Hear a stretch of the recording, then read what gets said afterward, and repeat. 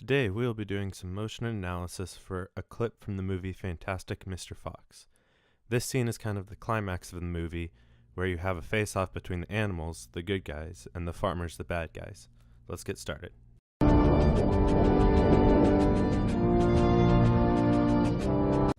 So right off the bat, we see the first bit of motion I want to talk about. Did you see the shadows? Here, let's play it again.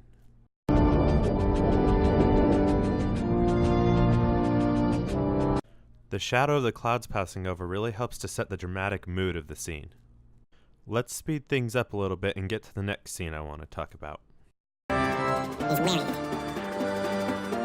Alright, here we are. Now as this next scene plays, pay attention to the use of zoom. Your tractors uprooted my tree. Your posse hunted my family. Your gunman kidnapped my nephew. Your rat insulted my wife, and you shot off my tail. I'm not leaving here without that necktie. It's almost as if zoom is used to punctuate each sentence in this scene. This punctuation continues the dramatic build we saw at the start of the clip. Let's move on to the next scene.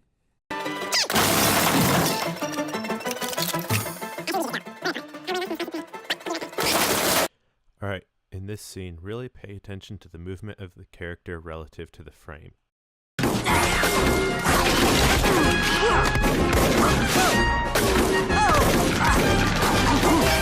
See how the character pretty much stays in the same place on the x-axis of the frame?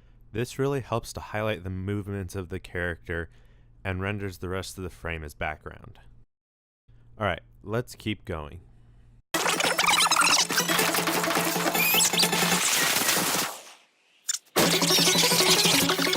In this scene, we're going to be focusing on the point of view as well as the movement between the two characters. This scene is interesting because it's really kind of the turning point of the whole clip. Up until this point, the humans had been kind of controlling the whole scene and the animals had been trying to evade them.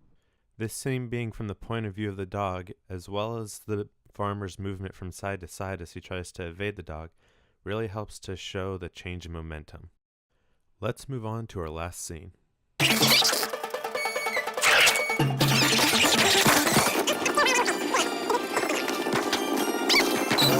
Now, because this is the last scene of the clip, and because we already looked at a similar movement earlier on, I'm going to do all my talking before we start playing it. Just like the second scene we looked at, pay attention to the position of the characters relative to the frame.